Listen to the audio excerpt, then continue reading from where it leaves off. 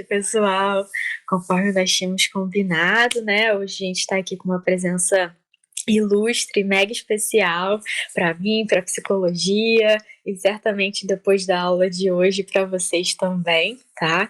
Então, super agradeço a Laura pelo aceite aqui do convite para compartilhar um pouquinho da experiência dela com a gente. Vou deixar registrado também publicamente o agradecimento ao Marcos pelo apoio técnico, Rebeca também, tá? Monitora da nossa disciplina. Já tinha deixado o texto da Laura, da professora Laura, para vocês. Vou deixar a Laura muito à vontade para ela se apresentar e conduzir aqui a nossa aula da forma que for mais confortável para ela. Já te adianto, Laura, que é uma turma também muito acolhedora, muito interessante e interessada.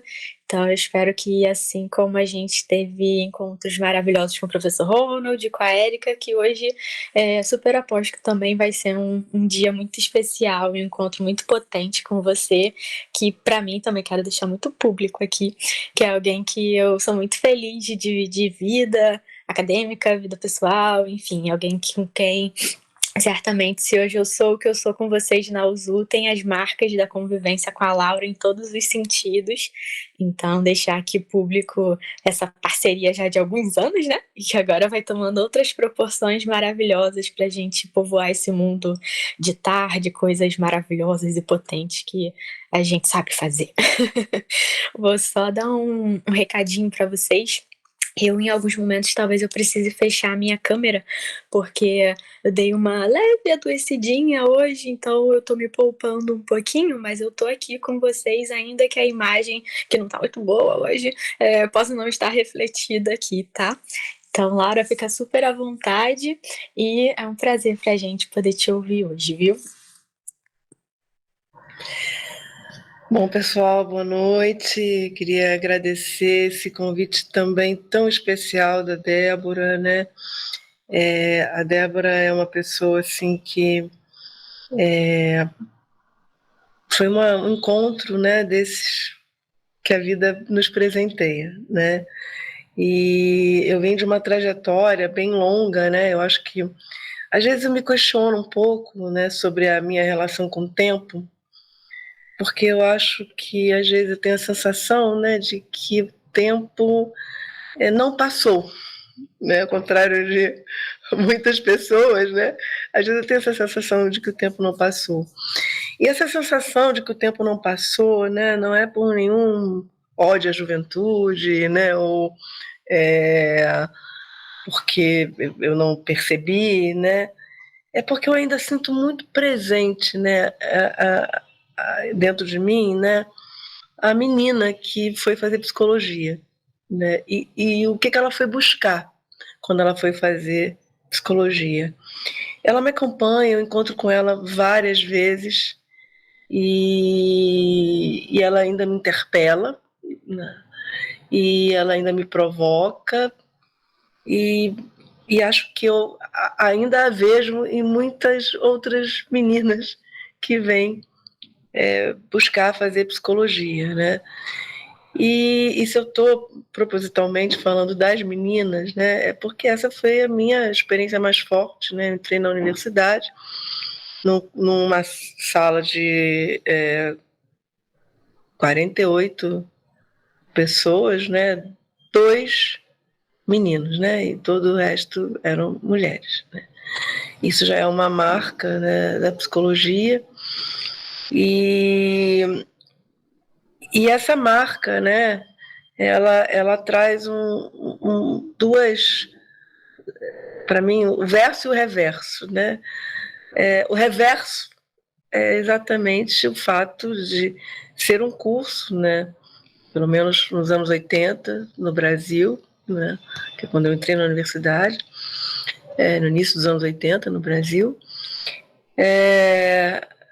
fundamentalmente feminino, né, mas com uma literatura evidentemente masculina, já criando uma intriga, né, assim. Então a gente vem com uma constituição, né, de vida atravessada pelas nossas dinâmicas de vida, né, e encontra algo completamente diferente, né, do que isso. Acho que melhorou ao longo dos anos, mas melhorou recentemente, eu diria. Não foi exatamente ao longo dos anos. Melhorou recentemente, então acho que tem uma psicologia nos últimos 10 anos, mais ou menos, né, que ela tem rompido algumas barreiras que foram muito sedimentadas durante quase toda a constituição da psicologia enquanto ciência, né? E nesse momento, né, em que essa menina entrava no curso, ela acreditava, né, que ser psicóloga era trabalhar com pessoas, era trabalhar um pouco com as sensibilidades, né? Eu sempre fui lida como uma menina sensível, não a maioria das vezes como uma crítica, né? Não como um elogio, mas tudo bem, eu não me importava muito com isso, eu tomava sempre como um elogio, né? Eu nunca, acho que talvez até por uma certa proteção, eu fiz uma escolha de tomar sempre como um elogio, mas também percebia que muitas vezes era como uma crítica, né?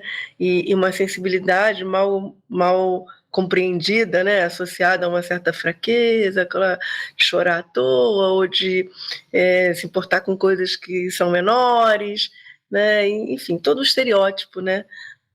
Da menina sensível. E eu achei que eu fosse encontrar, né? Muitas coisas para nutrir essa menina sensível, mas eu encontrei um curso absolutamente cartesiano, né? Eu entrei no UFRJ, já no primeiro ano era matemática, economia, todas as, né, embriologia, anatomia. Era um curso bastante pesado, né? E eu entendo hoje, né? Acho que eu não compreendi isso naquele momento, mas eu entendo hoje que era maneira de dar sustentação ou uma pseudo-sustentação à psicologia como uma ciência, como se ela não pudesse, com a sua própria delicadeza, né, se posicionar no mundo, né? Ela precisasse se aliar a essas estruturas mais pesadas, né, para ser considerada uma ciência, né?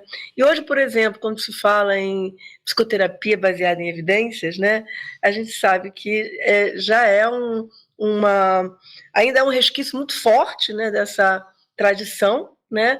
A diferença é que hoje a gente também tem uma contraposição igualmente forte, tá? Eu diria, nem sempre devidamente respeitada, mas igualmente forte, já produzindo muito conhecimento, já escrevendo em primeira pessoa, já trazendo aí provocações bem mais interessantes. E eu gostaria de deixar claro que não é uma disputa, né, de território, né, assim, isso é ruim, o que a gente faz é bom, né, mas é simplesmente eu diria, uma ocupação mais equânime, né, uma ocupação mais distribuída, né, porque não existe só uma psicologia. E a gente vem aqui afirmar outras possibilidades para a psicologia, especialmente outras possibilidades para a clínica. E né, os textos que eu selecionei, né, não sei se vocês chegaram a ler, mas isso também não é tão importante, tá? Talvez possam até ter mais vontade de ler depois, não sei, né? Eu trabalhei muitos anos em curso noturno, toda a minha formação como docente foi em curso noturno, e eu tinha como filosofia, assim, intuitiva, né, porque ninguém me ensinou isso, mas eu percebia que as pessoas chegavam dos seus trabalhos, que as pessoas trabalhavam o dia inteiro, então eu tinha como princípio, né, assim, aproveitar o melhor que eu podia a sala de aula, né, então, tendo vocês lido o texto ou não, né, a ideia é que vocês possam aproveitar esse momento, né, e a gente possa estabelecer trocas, né, tendo vocês lido ou não, sobre essa pequena caixa de Pandora, né, que é a clínica e as inspirações de uma clínica sensível, né, eu diria, dentro de um campo cientificista, né, como como resistir, né, como se tornar como construir um espaço, né, de exercício de uma clínica que possa ser validada, né, na sua forma, sem que ela siga os moldes hegemônicos, né, da clínica tradicional, ou cientificista, ou psicanalista, né, que é uma contraposição, porém ainda numa busca de uma afirmação, vamos dizer, de uma robustez, né, teórica e conceitual, tá?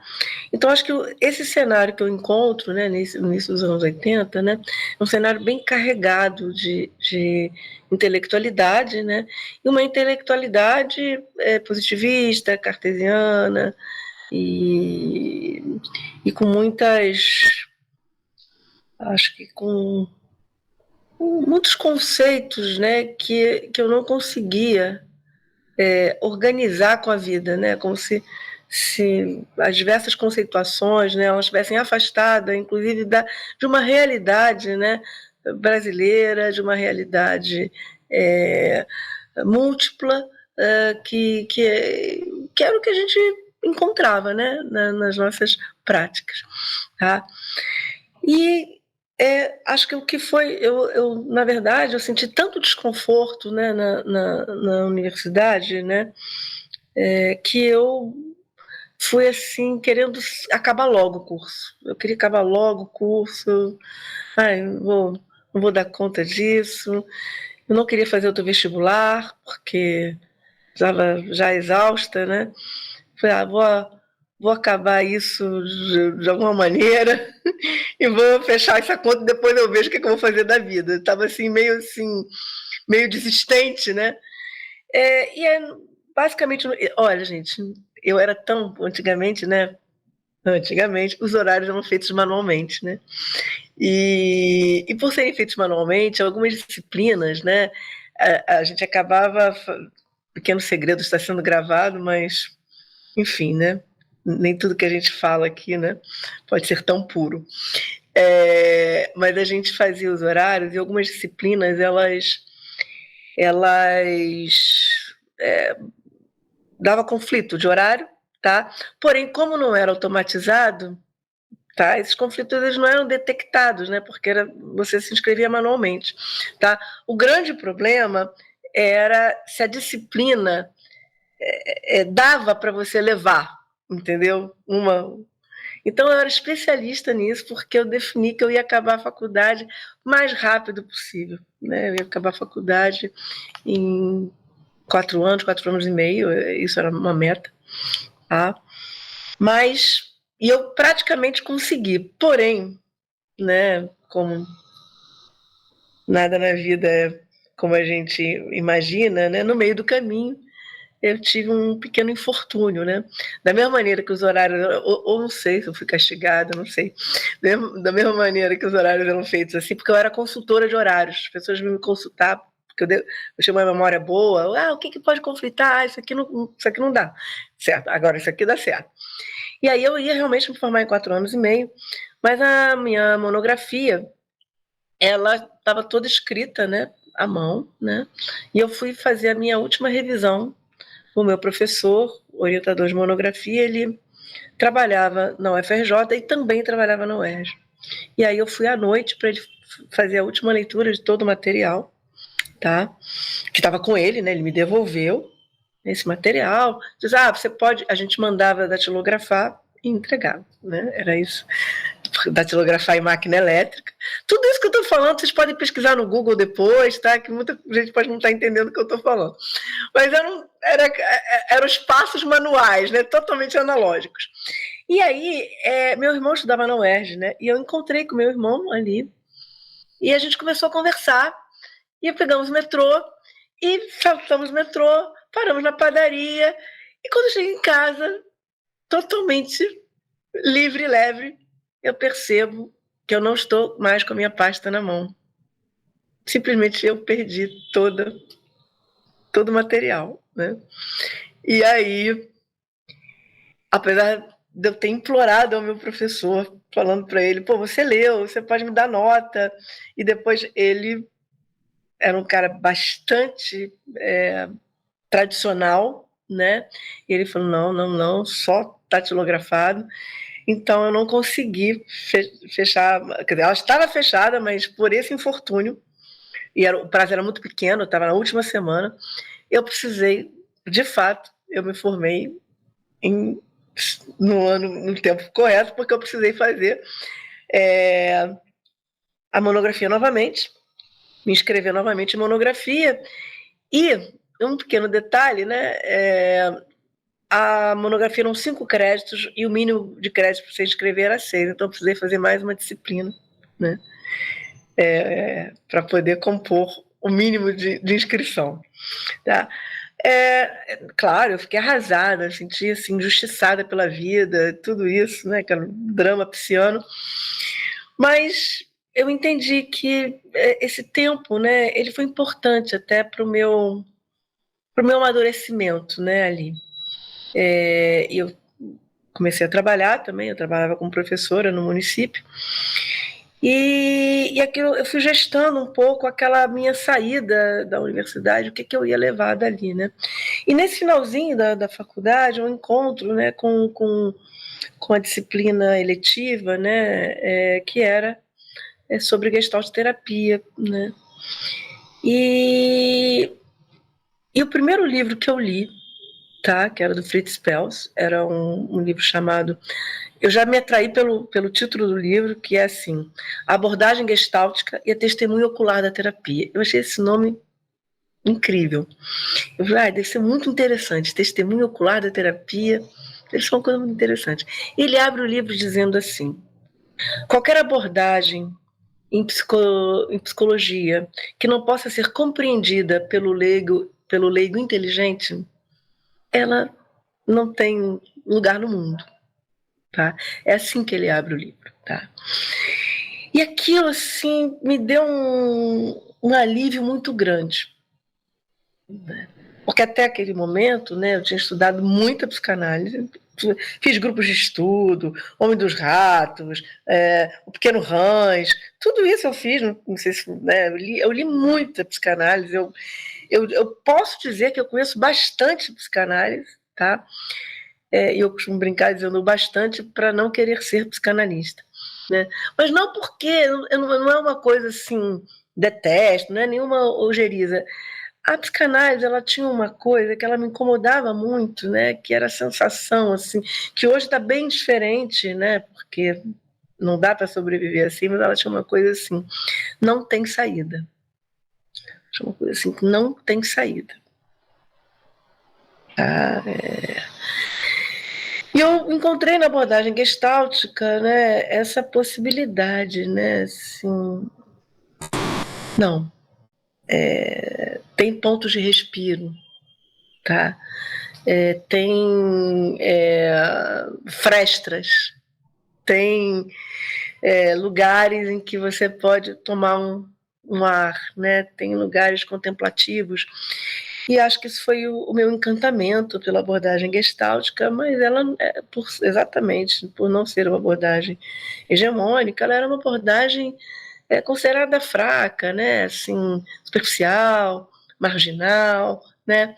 Porque as grandes possibilidades, ou elas eram cientificistas, como a abordagem comportamental, ou elas eram intelectualizadas, né, como as abordagens psicanalíticas e também as abordagens que estavam ali emergindo naquele momento, que eram as abordagens sócio-históricas, né, as leituras deleuzianas, Foucaultianas, né, algo assim que você às vezes lia, né, acho que só o professor Ronald que leu Mil Platões em francês, né, que é um livro pesadíssimo de se ler, né, e acho que tinha um pouco desse fetiche, né, quanto menos compreensível, tá? Quanto menos alcançável, melhor é a abordagem, mais inteligente é o psicólogo, né? E ele se encastelando, né, nesse universo extremamente mentalista, né, intelectualista, tá?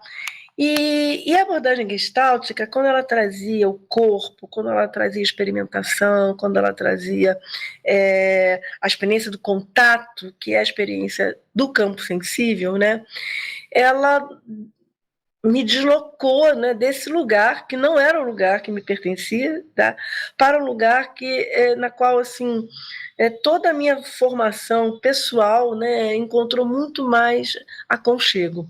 Porém, no ponto de vista acadêmico, era isso, era uma abordagem considerada menor, né? E foi com essa experiência no meu fundo, né, que eu fui investindo na vida acadêmica, porque eu já saí da universidade querendo ser professora, tá? Querendo ser professora porque eu achei na minha pretensão de que eu poderia apresentar a psicologia de uma maneira mais interessante. Até num certo arrobo juvenil, né? A psicologia é muito mais interessante, né? Por que as pessoas são tão duras, né? Por que a gente não pode fazer diferente? E a Gestalt terapia ela me deu um instrumental que me ajudou muito nesse caminho, mas era um caminho marginal, era um caminho menos assim, menos legitimado, né? E eu iniciei meu mestrado, né? Sempre com essa sensação, assim, você está fora do lugar, né? Você não devia estar aqui, você não tem toda a filosofia, toda a leitura necessária para estar aqui, né? Sempre com esse sentimento de não pertencimento, né? Eu pensando hoje, assim, eu acho que eu só sobrevivi exatamente porque eu conseguia, né, talvez por ser um pouco distraída, eu conseguia não me conectar com todas as violências, né, que eu também sofri nesse caminho, né, por querer algo diferente, né. Fiz meu mestrado, defendi o meu mestrado, a minha, eu não sabia disso, tá? Eu fui saber a partir de um trabalho recente de um colega. A minha dissertação de mestrado, que é Possibilidades e Limites do Diagnóstico em Gestalt Terapia, foi a segunda dissertação de mestrado no Brasil com o tema de Gestalt Terapia, tá? Para você ver como que isso, né, não tinha lugar, né?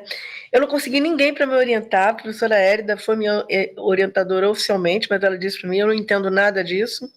Assim, muito delicadamente, né? Ela falou: se vira aí.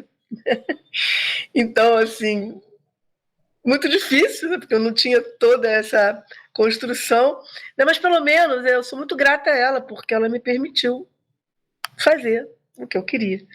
Ela, se ela não pôde, né, dar toda a contribuição, ela também não me impediu. E isso já é um ganho muito grande. Porém, acho que quando eu defendo meu mestrado, eu não defendi com esse empoderamento, achando, a segunda dissertação do mestrado do Brasil, justamente porque são tantas as invalidações, né, que, enfim, e quando eu pensei em emendar no doutorado, né, eu fui desestimulada, né? Porque, tipo assim, ó, doutorado é uma pesquisa, né? Você tem que ter muitas tabelas, muita estatística, muita policial, não. Eu estava trabalhando já, eu vou me dedicar ao mundo do trabalho. E nessa história que eu já falei para vocês, de não ver o tempo passar, passaram-se 20 anos. E aí eu fui fazer o doutorado. Quando eu fui fazer o doutorado, eu cheguei no grupo do professor Ronald, né? Ali, e eu tinha uma proposta que era falar sobre a clínica social. O meu projeto, meu esboço original de projeto era esse, a clínica social. E o que é isso? O que é essa clínica social, né? Mas quando eu comecei a estudar ali o Latour, né? E eram os livros mais hard dele, né? Ciência em Ação, a Esperança de Pandora, né? E, enfim, que eram livros mais Jamais Fomos Modernos, né? Que eram livros assim mais densos, né? Mais trabalhados aí na filosofia, né?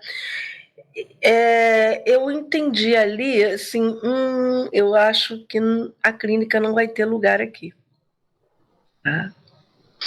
E aí eu, rapidamente, porque eu acho que se todas essas adversidades que eu vivi, elas me deram essa sacada de sobrevivência, né? Então, rapidamente, eu fiz outro projeto, que era sobre moda, porque é uma coisa que eu adoro. Mas era uma coisa que eu adoro, assim, como um hobby, né? Espontâneo e tal, mas eu transformei isso num projeto, que era, lembro até hoje o nome, era Trama, Tecidos e Temas, né? Uma perspectiva da moda pela teoria Torrede. O Ronald gostou, tá? Fui com esse projeto. E os 2 primeiros anos de doutorado fui com esse projeto. Tava tudo ali, né? Até que eu ia qualificar em 2010, né? E no final de 2009, então, nós organizamos um seminário, um colóquio com a Vinciane Desprez, tá? Que viria passar uma semana na UERJ. Né? E ela mandou, então, 5 textos em francês. A gente já lia a Vinciane Desprez, né? E só que ler a Vinciane e ver a Vinciane fez uma diferença muito grande para mim. Então eu assisti o seminário, cada dia era um texto.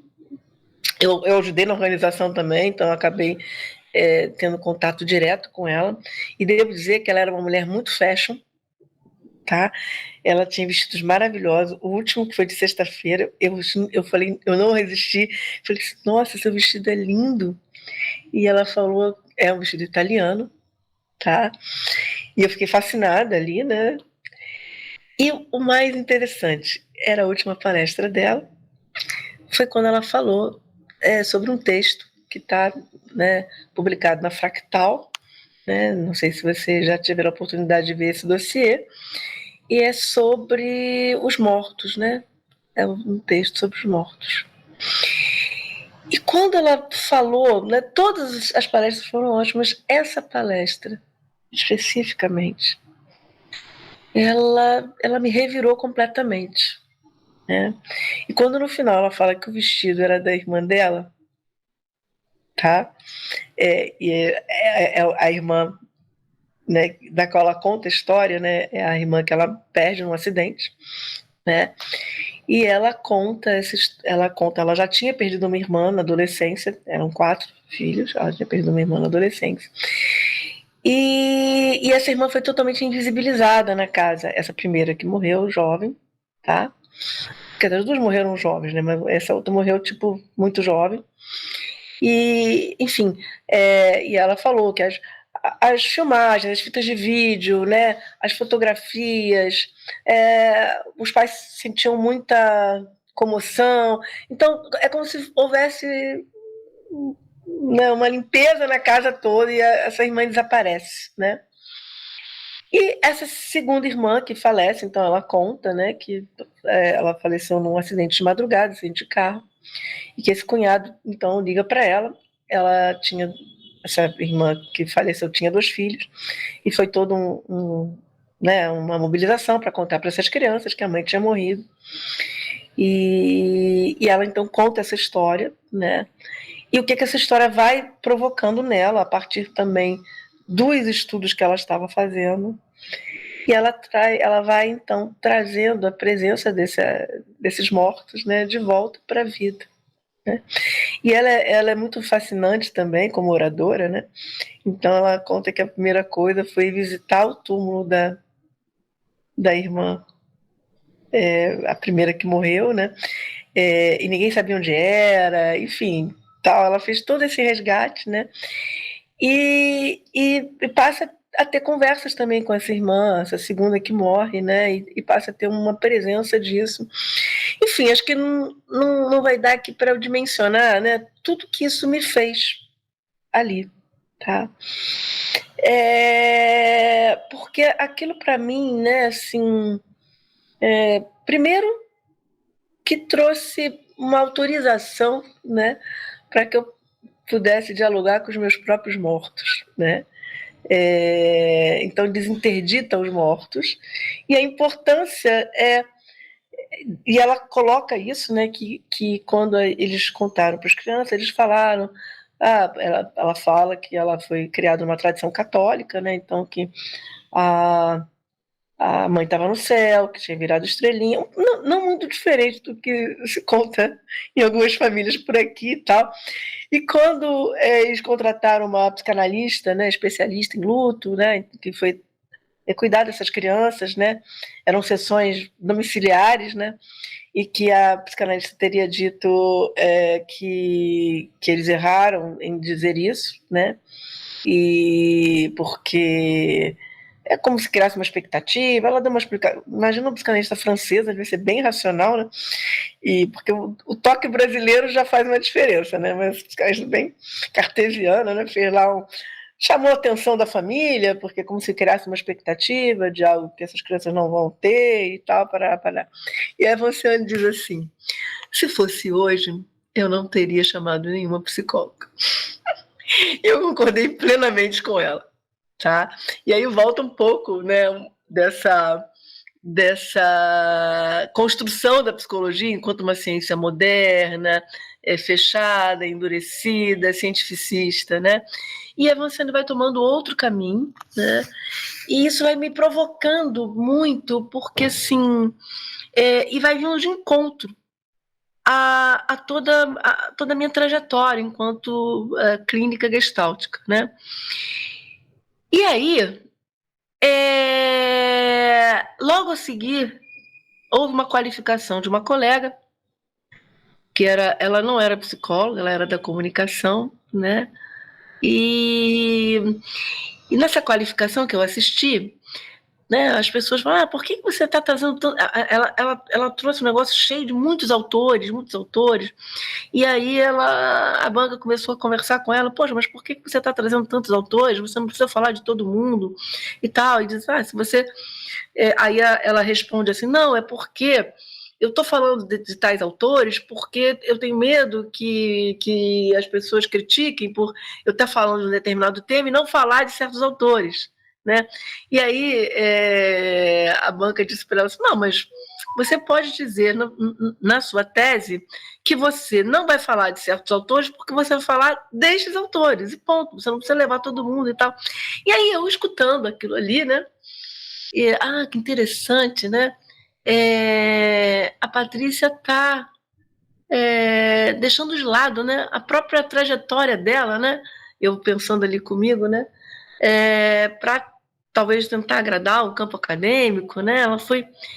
Aí eu parei e falei, não, quem está fazendo isso sou eu. Sou eu que estou fazendo isso, tá? E foi uma virada, que isso foi em fevereiro, eu qualifiquei em julho, e eu mudei tudo. Mudei absolutamente tudo. Todo o trabalho que eu tinha feito sobre moda, tá? Eu deixei ele para lá e fiz esse trabalho que se chama a construção artesanal do fazer clínico em psicologia. Tá? Mas a qualificação em si, ela ainda estava presa nesse paradigma, né, de eu preciso explicar muitas coisas. Tá? E nesse momento, né, assim, da minha qualificação, eu estava enfrentando uma experiência pessoal muito difícil para mim, que era a minha mãe morrendo, né? E no final do texto da qualificação, eu escrevi, para dar sustentação a essa ideia de artesania, né? Eu escrevi um texto falando sobre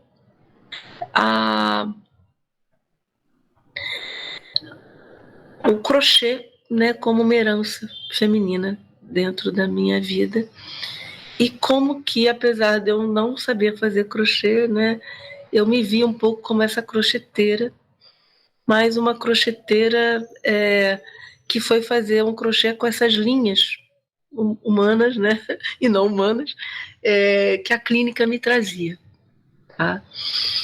E eu peguei aqui isso não é um merchan, mas esse aqui é o trabalho, né?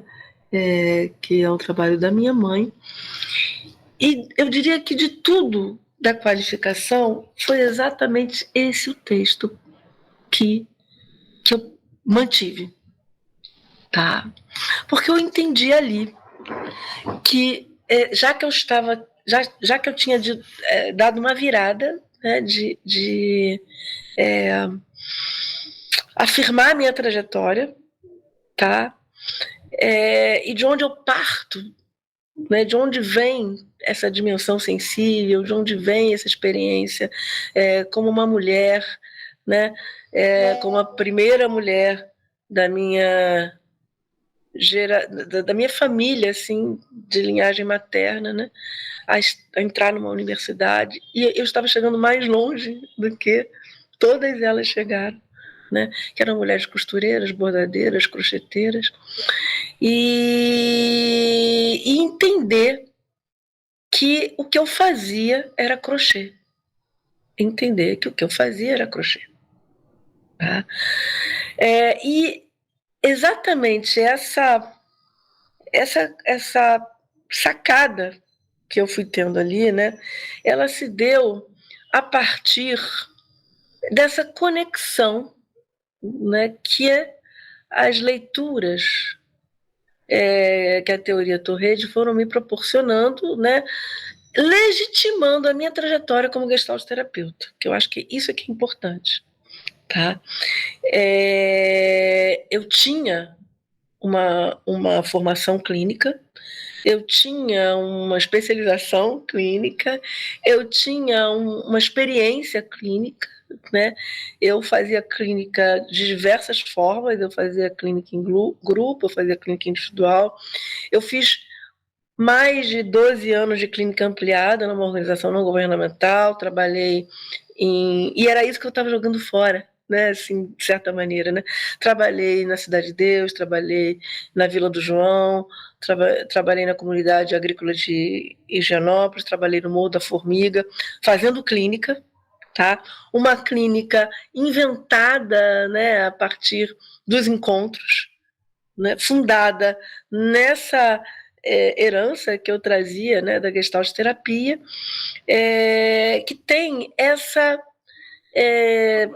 acho que o que diferencia a Gestalt terapia de outras abordagens de base fenomenológica existencial, né, antes que vocês me perguntem, né, é a ênfase que a Gestalt terapia dá na experimentação, tá? E a experimentação, ao meu ver, é a vivência encarnada, né?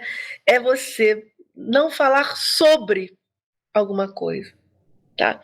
Mas falar a partir da experiência, né? Então, é uma clínica que rompe com a noção de causalidade, é uma clínica que rompe com a noção de dicotomia, né? E que, se lá no início dos anos 80, né, como eu disse para vocês, era considerada, né, uma clínica menor, né, assim, sem tanta consistência, né, e historicamente a busca dessa consistência foi na direção da filosofia existencial e da fenomenologia, né, nos autores clássicos, né, Heidegger, Martin Buber, Paul Tillich, Sartre, enfim. Eu vejo mais ressonâncias nessas feministas da teoria Torrede, tá? E aí que eu começo, então, a seguir esse caminho de construir uma clínica que tem como fundamento, né, esse meu percurso pela abordagem gestáltica, mas que começa a dialogar com essas autoras da Tarra, né? E eu acho, assim, hoje tentando assim, me organizar para estar aqui, né, e pensar um pouco na minha fala, que já está totalmente diferente do que eu pensei, mas uma coisa que eu pensei, que eu posso compartilhar aqui, foi assim, nossa, eu acho que eu é que inauguro, né, no grupo do Ronald, essa conexão com a clínica, porque até então todos os trabalhos no trabalho de outra ordem. E o meu trabalho é o primeiro trabalho, né, a afirmar a clínica como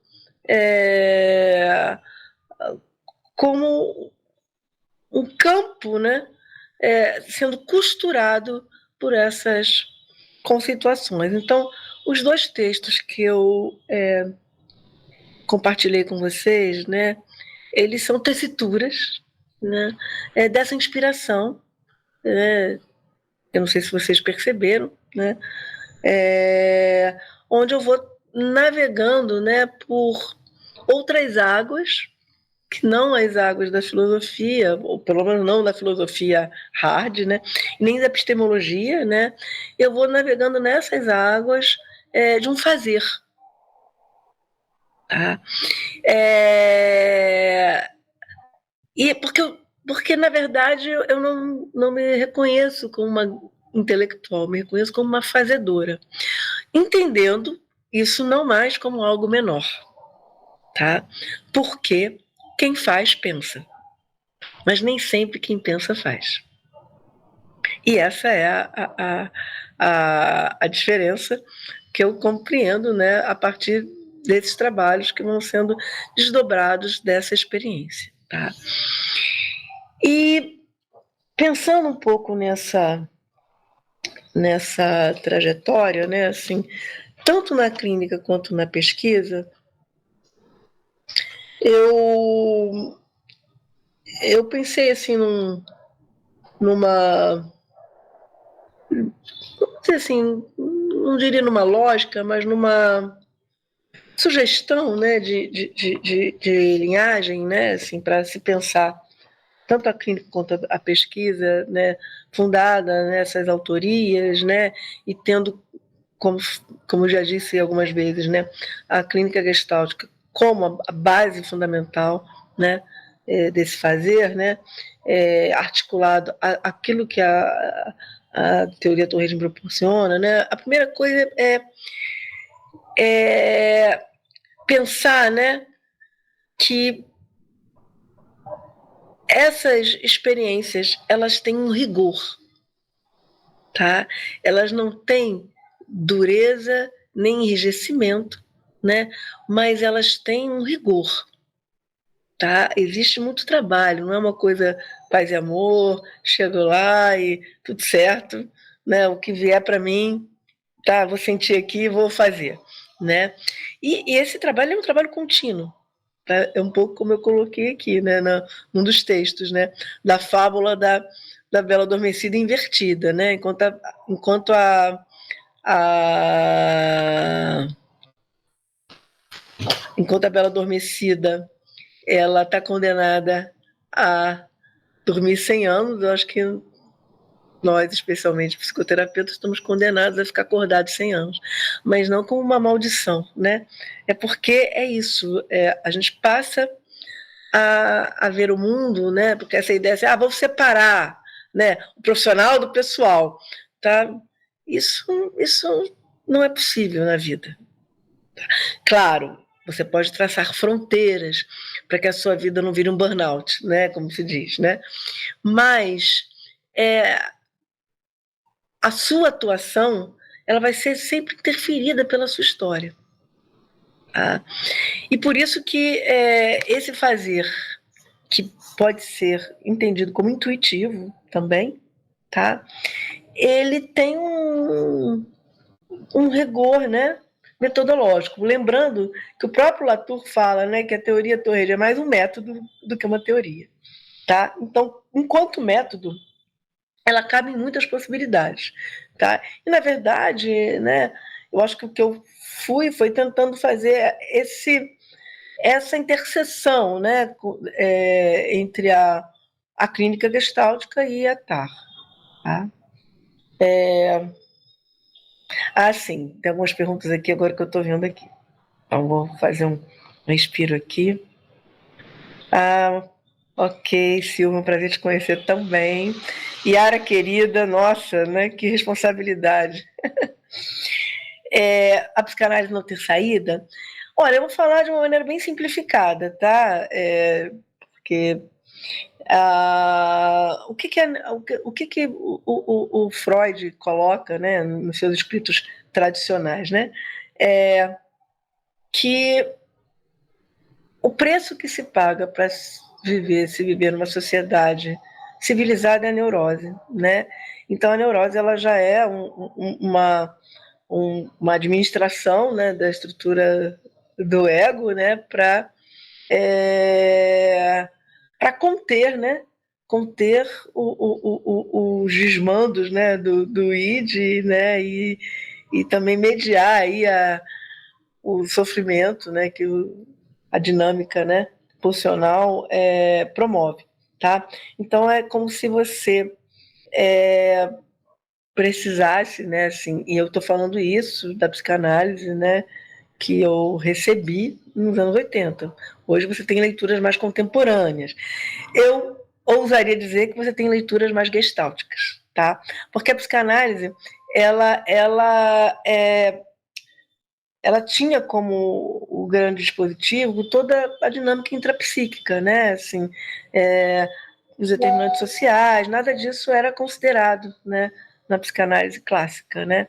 Ou seja, toda a sua experiência era a partir, né, da sua dinâmica pulsional e que ela partia do quê? Ela partia de desejos não realizáveis, né, no campo, enfim, relacional, né, da impossibilidade de realização de certos desejos. Então a contenção, né, a administração disso, né, para mim assim já era essa ideia de que você vai viver sempre, enfim, sacrificando algo, né? Essa foi a minha sensação. Claro que eu estou falando de uma leitura bem rasa, né? Podemos debater isso em outras instâncias, mas eu coloquei aqui como eu recebi isso lá no início dos anos 80, enquanto estudante de psicologia, essa era a sensação, né? Que todas as nossas experiências, né? Elas tinham uma base neurótica, né? E que você não ia, no máximo você iria administrar isso melhor, né? Mais a seu favor, tá? E talvez naquele momento eu ainda acreditasse, né? Que você pudesse ter uma vida mais livre, tá? Não sei se eu te respondi exatamente, mas era uma sensação, né? Foi a minha experiência enquanto estudante ali naquele momento. Oi, Laura, tudo bem? Respondeu sim, muito obrigado. Obrigada a você, Érica, pela pergunta. Aqui tem Maíra, né? Laura, seu primeiro contato com a Gestalt foi na eletiva que pegou apenas para preencher os créditos do período extra que precisou fazer? Foi essa eletiva? Deixei esse mistério aqui. Não, foi um pouquinho antes, tá? A eletiva que eu peguei foi sobre Rogers. E essa eletiva sobre Rogers me fez ter mais clareza de que o que eu queria era Gestalt terapia. Tá? Então, acho que esse era o ponto do amadurecimento, né? Ela não virou, acho que no primeiro momento eu ainda vi como uma tábua de salvação, né? Nesse segundo momento, né, eu já vi, não, é isso mesmo, né? Eu acho que, assim, encontrei um bom lugar para mim, né? Obrigada, Maíra. E então, né, assim, pensando que todo esse fazer artesanal, todo esse fazer intuitivo, né, na clínica, na arte, na pesquisa, ele tem um rigor, ele tem um viés metodológico, tá? Só que não é talvez uma metodologia que você replique, né?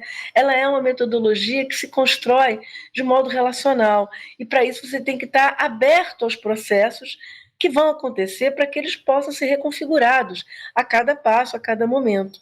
Por isso que eu acho que é uma clínica ou um modo de pesquisa até mais exigente, porque nos modos mais tradicionais você tem um protocolo, você aplica, você faz a análise quantitativa ou até mesmo qualitativa e você padroniza aquilo ali, né, e tem uma resposta, tá? Numa metodologia como essa, né, você vai criar o tempo inteiro, tá? Criar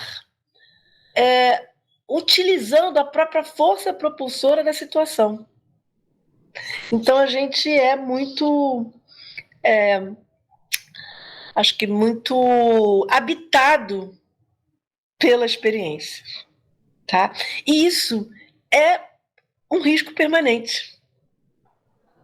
Então, ao dizer isso, né, assim, volto a dizer, não estou dizendo que isso é melhor ou pior. Eu estou dizendo que foi com isso que eu me identifiquei. Eu acho que assim, eu entendo, né, que a clínica e a pesquisa e a psicologia, né, se constituem uma experiência de risco, exatamente porque o tempo inteiro você é provocado pelo não saber, tá? E é desconfortável, né, você habitar o não saber, né? E eu acho que o que vocês precisam aprender é não se assustem com isso, tá? É exatamente nesse não saber que algo acontece, né?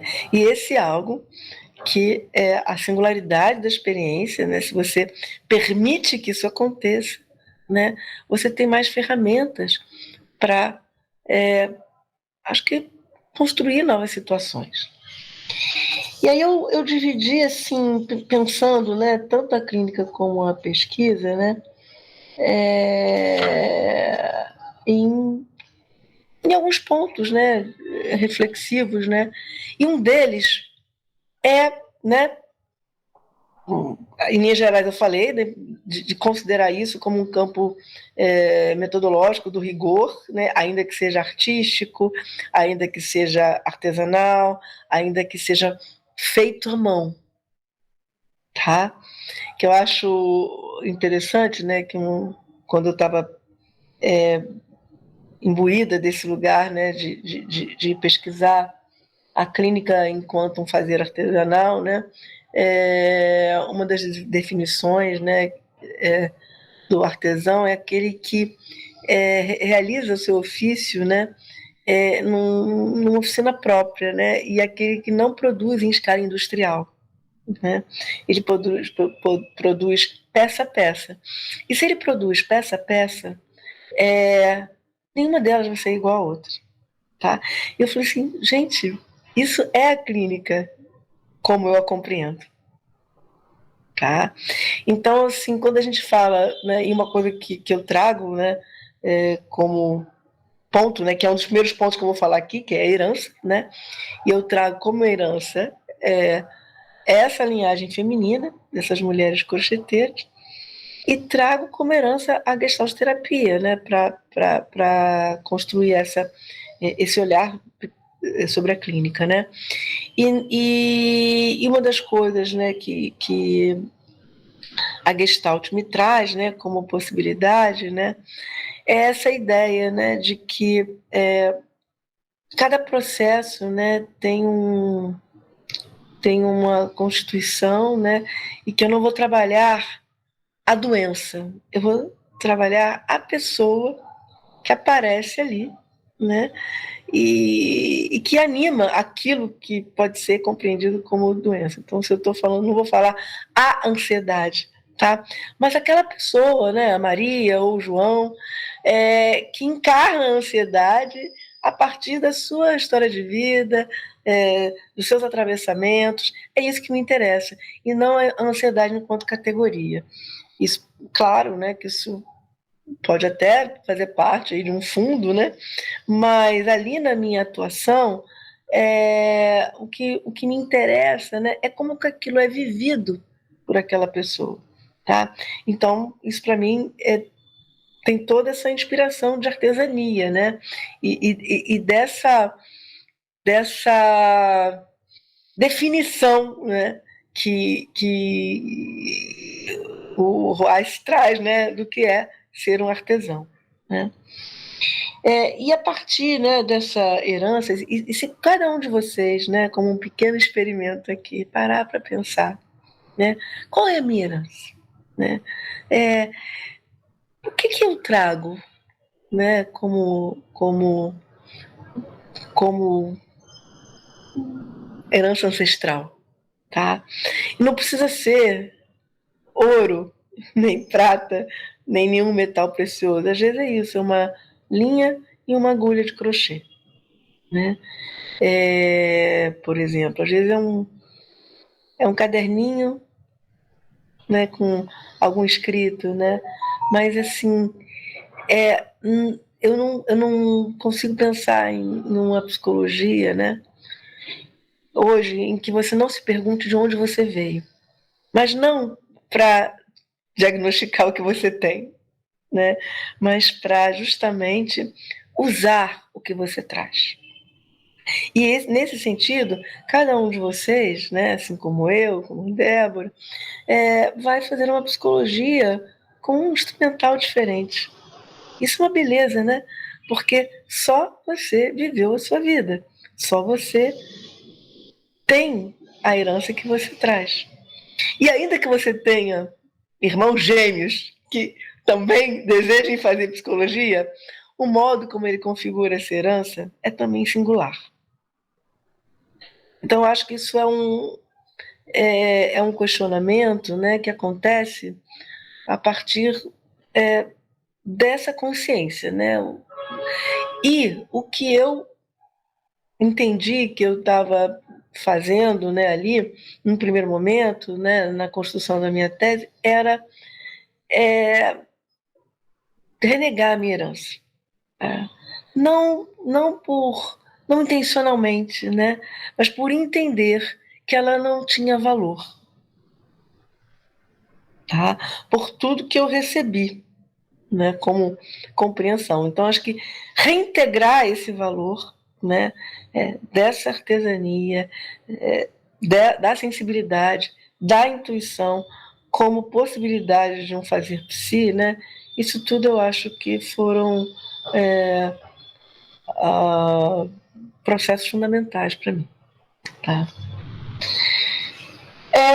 O segundo ponto, né, depois da herança, né, é o percurso. Tá? Por onde eu caminhei?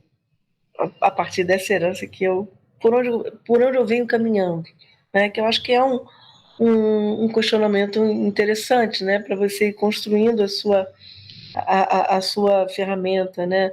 No processo de se tornar psicólogo, de se tornar psicoterapeuta. Tá? Então, acho que o que você foi recolhendo no caminho? Né? Acho que, e aí o pessoal aí do Caminharte, né, que faz aí caminhadas, né, coloca isso no radical, né? Vai lá, né? Mas a gente pode fazer isso no metafórico também, né? O que você vem trazendo assim, do seu percurso? Como é que você chegou até aqui? Né? Bom, junto com isso, né, tem as inquietações, tá? Porque não se faz uma clínica, não se faz uma psicologia sem afetações, né? E as afetações, elas vão nos deslocando. E isso é uma dos desdobramentos, né, que eu entendo como inquietações, né? Aquilo que, sabe, fica ali me martelando, né? E aí eu queria dizer assim que eu não acho que nem a psicologia, nem a clínica sejam harmônicas, né? Sejam estáveis. Elas são provocativas, elas são movimentadas, elas são perturbadoras, tá? O importante é que você possa se surpreender, mas não necessariamente se assustar a ponto de fugir disso, né? E é por isso que as trocas coletivas, né, elas vão nos ajudando, né, acho que a lidar, a enfrentar as inquietações, porque elas exigem enfrentamento. Tá? Até para a gente não ficar com uma visão muito romântica da clínica e tal, né? A clínica ela é uma grande provocação às nossas próprias dores também. E aí, né, acho que a partir dessas pistas, né, eu vou pensando também nos desdobramentos, como é que eu vou realizando isso tudo. Então, eu trago a minha herança, eu percebo e recolho elementos do meu percurso, né? Eu acolho e enfrento as minhas inquietações, né? Eu vou desdobrando isso nas minhas práticas e eu vou também estabelecendo alianças, né? Com quem que eu vou caminhando, né? O que que eu vou encontrando pelo caminho, tá? E, por fim, e não menos importante, né? É a noção de cuidado que eu vou construindo a partir de tudo isso que eu compartilhei aqui com vocês. Tá? Então, a herança, o percurso, as inquietações, os desdobramentos, tá? Isso desemboca numa prática de cuidado. Tá? Então, poder pesquisar e clinicar como quem cuida. Né? E nesse sentido, né, assim, dessa clínica encarnada, né, desse fazer vivo, né, a própria Vinciane Desprez, né, ela fala que desapaixonar, né, o conhecimento, né, é tornar o mundo sem nós e, consequentemente, sem eles. Tá? Então, acho que eu já vivia essa clínica, tá? Quero dizer isso, assim, eu não eu não aprendi isso com a TAR, tá? Mas o que a TAR me deu foi plena autorização enquanto pesquisadora, cientista e docente e, enfim, psicoterapeuta, né? Para aquilo que eu disse lá no início, né? Não, Gestalt não tem consistência, não tem esse fazer, né? Sensível, né? Ele é coisa que qualquer um faz, né?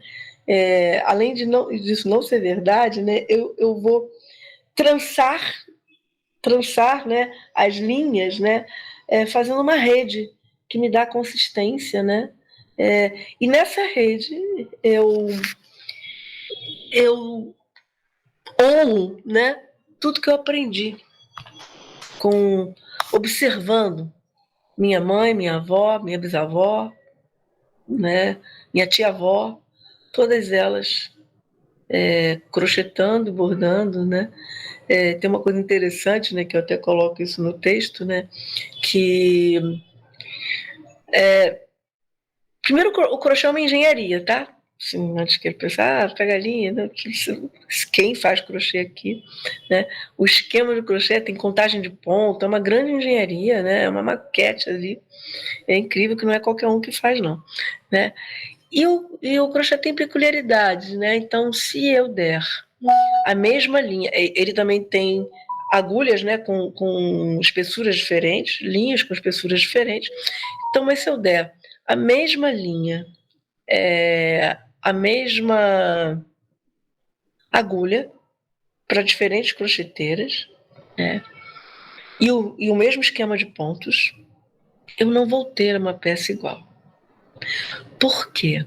Cada uma tem uma singularidade na pressão, né? Cada uma tem um modo, né, de apertar o ponto diferente. Então, você não vai ter uma peça idêntica. E isso é a sua digital, né? É a sua impressão digital. E isso é incrível, porque eu entendo a clínica dessa forma também. E é por isso que é interessante, né? Às vezes eu costumo brincar com os meus estagiários dizendo assim, porque às vezes tem uma certa ansiedade de ver alguma coisa acontecer e aquilo não acontece e tal. Eu falei assim, olha só, são duas coisas que eu gosto de falar. Primeiro, o psicoterapeuta é aquele que tem que desapegar do final das histórias, né? A clínica é você não saber o final das histórias. Tá? É que nem aqueles filmes franceses, né? Acabou, sobe os créditos e você pensa assim, poxa, mas ele vai ficar com fulano? Não ficou? Eu não entendi se ele ficou ou se não ficou. A clínica às vezes é isso, tá? E a outra coisa que eu gosto de falar é assim que às vezes o trabalho do terapeuta é preparar a pessoa, o cliente, né, para um outro terapeuta. Tá? E acho que é isso, né? Não é porque assim, o segundo terapeuta foi melhor que o primeiro. Não. Né? O primeiro terapeuta, muitas vezes, é aquele que inaugura, né, algo muito difícil. Porque vamos pensar aqui, né, gente? Acho que você senta na frente de alguém que você nunca viu na vida e fala da sua vida. Tá? Então, fazer terapia é algo que eu acho muito corajoso. Tá? E muito difícil também para o cliente, né? Então, eu fico até um pouco espantada, né, com essas falas no Instagram, né, de falar que maravilha, todo mundo devia fazer terapia, terapia salva e tal. Não sei, terapia é desafiador, né? E mexe com muitas feridas e dores, tá? Então, acho que é um lugar de alta resistência, não no sentido psicanalítico, né, mas no sentido mesmo da resiliência, né? Então, às vezes, naquele primeiro momento, né, aquela pessoa só pôde até um determinado ponto, porque aquilo era tão... Eu lembro de uma vez um cliente, uma história que eu conto, né, ele me ligou assim: oi, Laura, assim, como se fosse, né, meu nome é fulano, quem me indicou você foi ciclana e tal. Eu tô passando por uns probleminhas, né? E aí eu queria fazer, assim, uma psicóloga, mas eu nunca fiz, não sei. Aí queria saber, enfim, aí a gente marcou. Quando ele chegou no meu consultório, né? Ele era um homem assim, muito alto, era um cara assim de dos seus 50 e poucos anos, né? Assim. E ele era muito alto, pernas muito compridas, né? E me chamou a atenção que ele sentou na beirinha do meu sofá, na beirinha, bem na beirinha. Sabe? Quase como se ele não encostou e ele não ocupou o assento, ele sentou na beira, né? Me dando a sensação de que iria se levantar a qualquer momento, tá? E aí eu vi que ele estava muito nervoso, assim, e ele falou assim: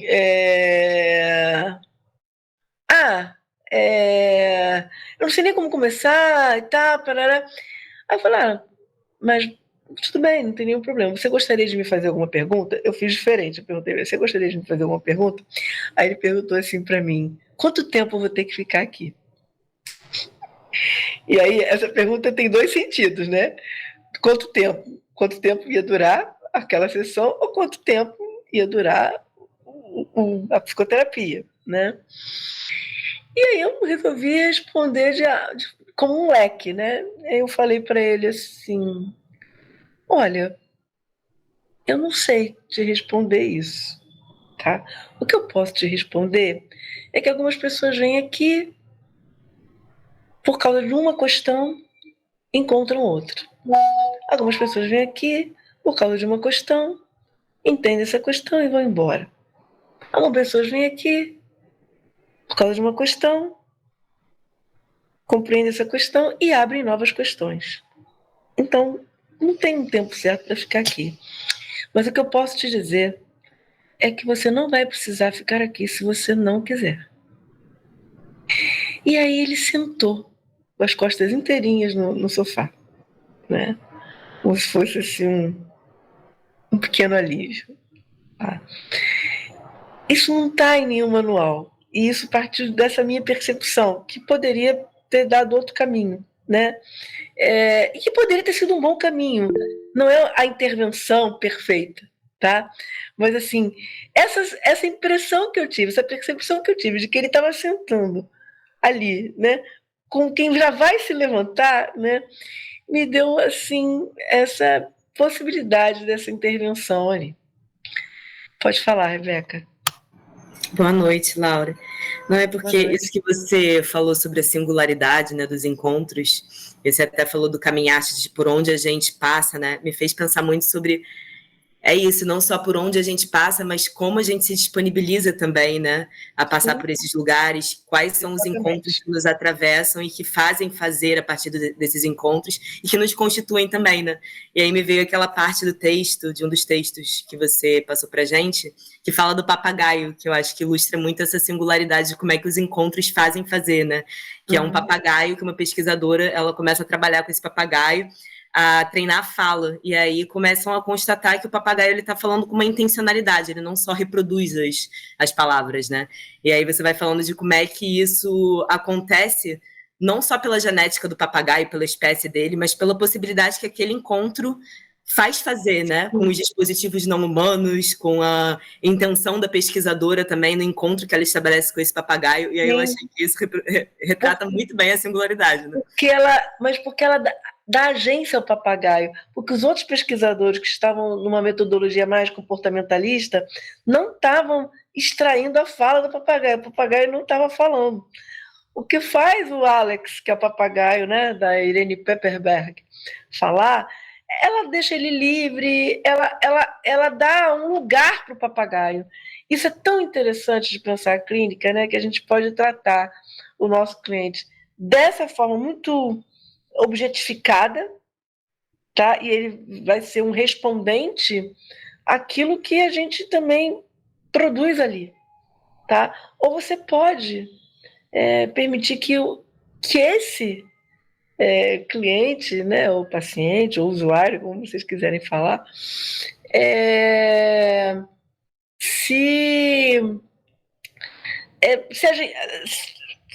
seja uma agência ali também, né, que ele tenha um lugar ali, né, e não seja passivo das nossas intervenções, né? Porque uma coisa que eu posso compartilhar ao longo dos meus muitos anos de clínica é que, assim, ninguém sabe mais sobre ele mesmo do que a própria pessoa que está ali. Eu não sei mais sobre ela do que ela mesma. Ela pode estar ali toda emaranhada, tá? Mas quando você vai desenrolando aí os fios, ou quando você vai criando um espaço, porque essa coisa da trilha, né? Eu não sei se é o caso, né? Se você já viveu isso, mas às vezes você está fazendo uma trilha, né? Ai, meu Deus, não chega mais. Tem sempre alguém dizendo, ai, tem muito ainda, tá chegando, né? A pessoa, assim, ela não está, talvez, em condições de apreciar, né? Às vezes ela não está se abrindo para a experiência. Até para dizer assim, vamos parar um pouquinho, que eu estou cansada, né? E vamos sentar um pouquinho, fazer um lanche, ou talvez apreciar a natureza para depois continuar, né? Porque a caminhada com o objetivo de chegar, né?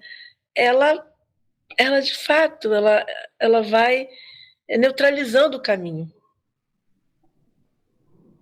Né? E é muito o que o Latour fala também, assim, de um corpo que ele vai aprendendo a ser afetado também, né? Sim. Então a gente aprende a se disponibilizar também para determinados encontros. Acho que para todo encontro.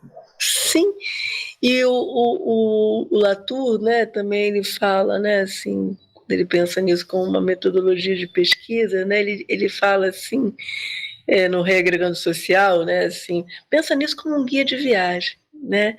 Em que você, isso que eu acho muito interessante também para pensar a clínica, em que você vai eleger, tá, o que vale a pena visitar e o que não vale. E aí, né, eu estou falando dos nomes que estão aqui na minha frente, né? Joyce, Eric, Josefa, Leila, Rebeca, vão ter roteiros diferentes. Tá? Então, consequentemente, vão ter intervenções diferentes e vão produzir algo diferente no encontro terapêutico. Tá? Então, acho que isso é uma artesania, a meu ver, tá? Porque cada um vai levar a sua própria vivência para definir esses pontos que valem a pena ser visitados. Fala, Leila. Eu gostei muito do texto do crochê, porque ele me trouxe lembranças da infância. Minha avó fazia peças maravilhosas de crochê, e quando ela ia nos visitar, a gente morava num sítio, eu e minha irmã, que tem só 1 ano a menos do que eu, ela levava linhas, as agulhas, e a nossa conversa era: vamos fazer crochê.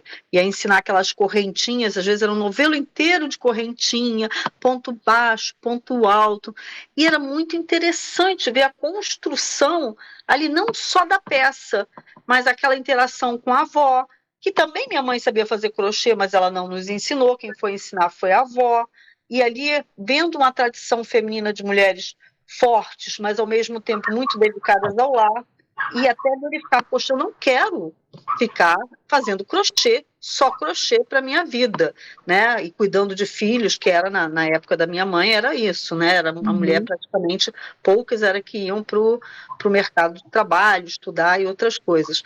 Mas me deu uma saudade, quase trouxe uma lembrança, um reencontro com aquela fase inicial em que, na verdade, ela estava ali. E era engraçado porque a minha avó ensinava a mesma coisa para mim e para minha irmã. E isso acontecia. A peça feita era totalmente diferente. Às vezes ela dizia para minha irmã, você tem que soltar mais o ponto. E eu já tinha um ponto mais solto.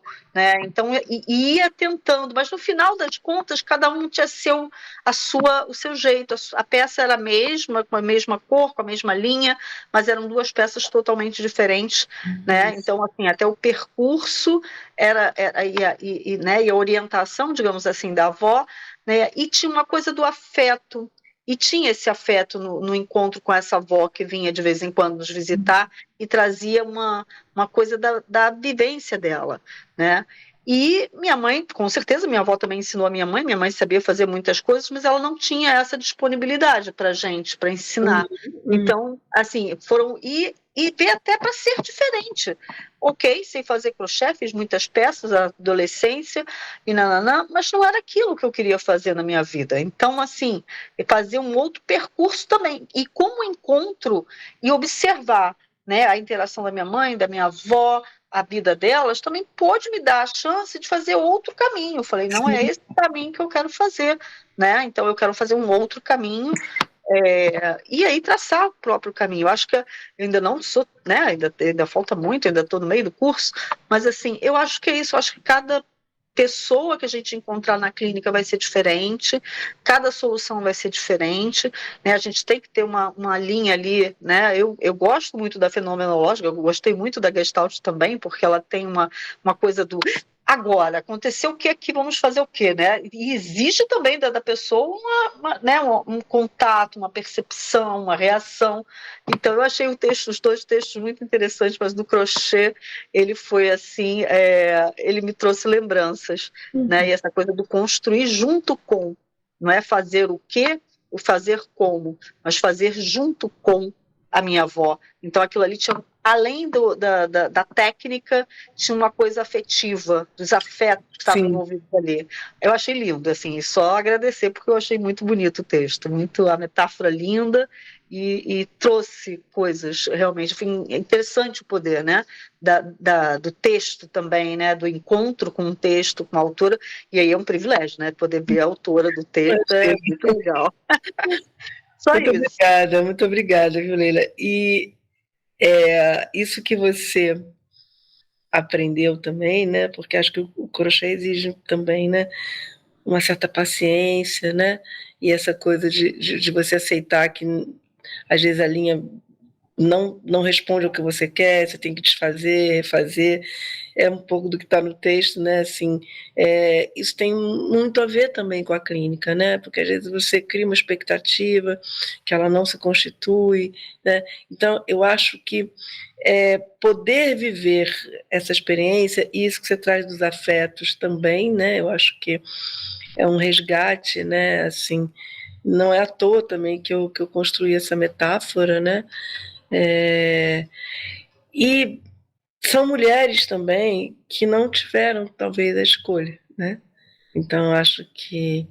E aí, a maneira de sustentar a vida, né? No meu caso, né? No caso das mulheres da minha família, tanto materialmente, porque elas faziam muito crochê para fora, quanto emocionalmente, né? Que a minha mãe dizia que crochê era bom para tudo, para depressão, para tudo. E lá nesse lugar, né, que ela habitava, né?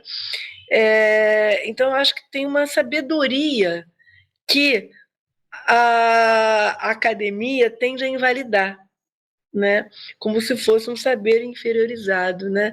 E acho que todo esse movimento hoje, né, de trazer outras linguagens acadêmicas, né, ou para a academia, né, dos povos originários, né, da cultura africana, tudo isso fala, né, de que esse conhecimento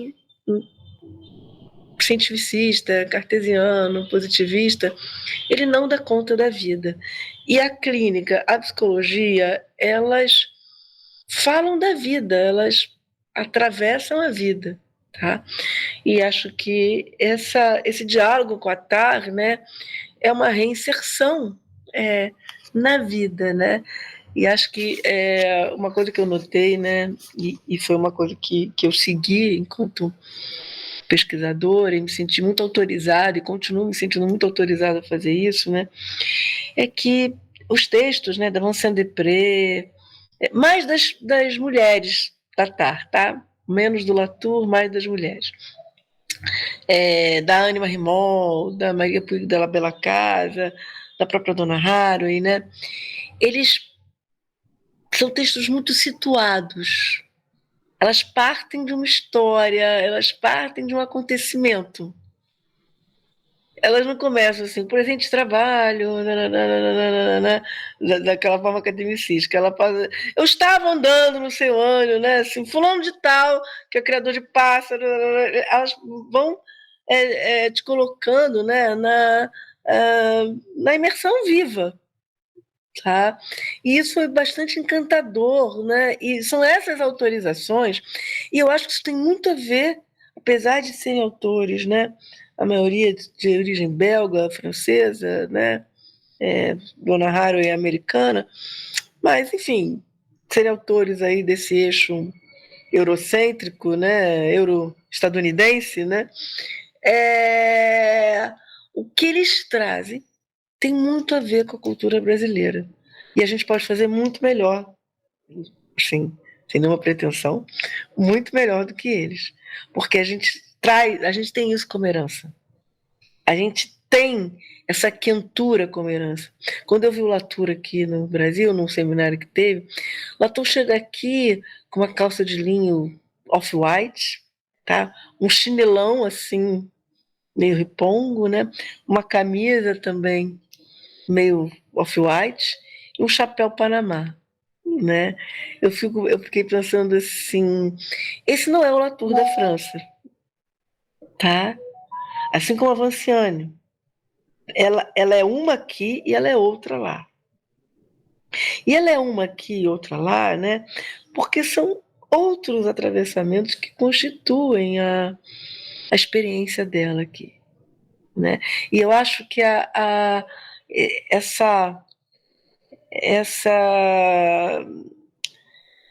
eu acho que essa artesania que a teoria Torrede traz, né, ela combina muito com os trópicos, né, com essa nossa cultura emotiva, tá? Que no contexto europeu, né, é compreendida como uma fraqueza, né, como uma inferioridade, né? Então, quando eu trago essas mulheres crocheteiras aqui, eu trago elas que em roda, riam, contavam histórias, né, faziam canjica, né, para fazer seus artesanatos aí juntas, né?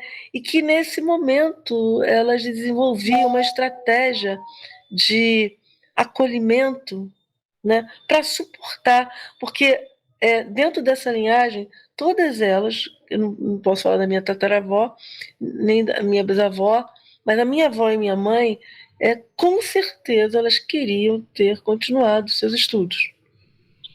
Minha mãe falou muitas vezes que ela queria ser jornalista, né? Minha avó queria ser advogada, entendeu? E elas não puderam ir além, né?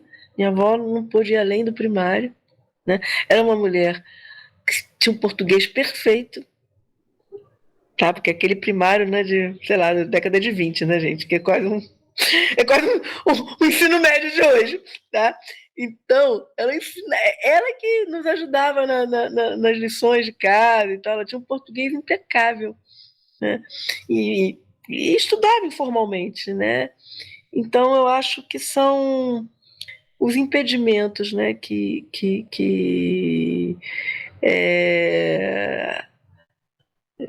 enfim, delas não poderem seguir, né? E minha mãe, ela nunca me ensinou crochê. Eu pedi várias vezes. Ela disse, não tem paciência para ensinar, não. Eu ficava tentando ali e tal, ela já me dava uma agulha. Assim, não intencionalmente, mas eu acho que ela não quis me passar essa herança materialmente, né? Porque estudaram o meu caminho mesmo, né? E eu fiz isso, era uma questão geracional também, né? Mas, ao mesmo tempo, né? Eu recebi tanto dessa experiência delas com crochê, né? Que eu entendo hoje, né? Quer dizer, no momento que eu fui fazer o doutorado, eu entendi que essa era uma herança, né? Que atravessava muito o meu fazer em psicologia. Então, eu costumo brincar dizendo assim que o doutorado me valeu alguns anos de terapia, né? Que eu saí meio curada dali, né? Porque eu integro, né? Integro essa herança, né? A Caroline está lembrando aqui uma entrevista que eu já vi também da Marisa Monte, né, com Pedro Bial, né, em que ela fala que foi aprender crochê com uma senhora, e a senhora disse em um determinado momento em que a Marisa não estava se entendendo muito com a linha, né, não brigue com a linha. A Marisa disse que levou isso como aprendizado para a vida. E também lembrou minha avó, né, e como a vida é artesanal, né, é isso. Não dá para brigar com a linha, não dá para ficar formatando as pessoas, né? Inclusive em diagnósticos, né? Isso é um tema para uma outra aula, mas o que isso faz fazer também, né? Na clínica, né? Quando você aperta demais o caminho, né? Você não deixa a vida acontecer. Ai, Laura, que maravilha! Muito bom te ouvir, muito bom te ter pertinho ainda aqui com a distância da tela, né? E para mim, muito bom também poder apresentar você aqui para a turma, né? Assim como eu fiz com o professor Ronald, com a Érica, e farei também no próximo encontro com a Ângela. Para mim foi maravilhoso, acho que as reaçõezinhas aqui dos coraçõezinhos e ao longo do encontro também, acho que foi dando uma dimensão de que encontro afetuoso, potente, né, instigante a gente conseguiu ter com a Laura. Queria mega agradecer, né, foi lindo, estão falando aqui que foi lindo, e te agradecer não só por hoje, mas por tudo, né, por essa vida compartilhada, por essas tessituras que a gente anda abordando por aí, que tem muito mais ainda para abordar, né, e trazer essa referência aqui para vocês. É minha herança, eu tô trazendo minha herança, trazendo Laura, trazendo Ronald. Eu que agradeço, Débora, porque isso também é uma chance, né, que eu tenho de parar e organizar também a mim mesmo, né? Então, eu agradeço aí. E queria dizer, assim, que né, me coloco à disposição também, quem tiver mais alguma dúvida, quem tiver interesse em outros textos também, né? Para a gente continuar aí fazendo essa parceria, né? E que vocês tenham muita sorte, né? De ter a Débora aí no caminho de vocês, né? Porque é uma outra transmissão de psicologia, né? Bem diferente, né? De 40 anos atrás. Bom. Rebeca maravilhosa. Fala, Rebeca. Falar? Não, agradecer primeiro, Laura, a presença. E chamar também, fazer a propaganda, né, desse intercâmbio que a gente tem feito com a UERJ, de quem sentir também o convite de participar também do laboratório, contar, né, com textos, que também é um trabalho muito lindo, que tem sido desenvolvido, e tirar uma fotinho, gente, para vocês não saírem criticando, nem falando. Dá um sorriso. Era a foto. Mais 1, 2, 3 e X. Tá. Obrigada, gente. Obrigada, pessoal. Boa noite. Semana que vem tem mais. Vou divulgar para vocês. Semana que vem a gente tem mais uma convidada para a gente encerrar o semestre. Tá acabando. Mas também estou vendo isso como uma oportunidade da gente só ir abrindo mais caminhos, já que a gente vai ter o retorno, né, a segunda eletiva no semestre que vem. Espero que vocês se sintam convidados a estar conosco também no próximo semestre, né? E espero também que a gente possa contar com a Laura novamente no próximo semestre para compor. Tá bom? Vou fazer a parte 2 dessa história. Isso. Tá bom, gente? Beijo, Muito pessoal. obrigada. Que tenham um ótimo fim de semana aí, um ótimo final de semestre para vocês, tá? Tchau, E também, né? Vou continuar fazendo oficinas lá do contexto e fazer mais parcerias entre o contar e o contexto. Tá? Isso. Beijo grande, gente. Tchau. Um beijo, pessoal. Tchau, tchau. Boa noite a todos também no YouTube.